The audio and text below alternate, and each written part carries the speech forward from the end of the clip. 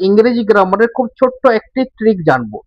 যে ইংরেজি ওয়ার্ডের মধ্যে যখন টি আই থাকে, সেই টি আই এর উচ্চারণ বাংলার তালব্যস্যার মতো কেন হয়, এবং কোন সময়তে টি আই থাকলে ওয়ার্ডের মধ্যে বা শব্দের মধ্যে যদি টি আই থাকে, তাহলে কোন সময় এই টি আই এর উচ্চারণ তালব্যস্যা হবে।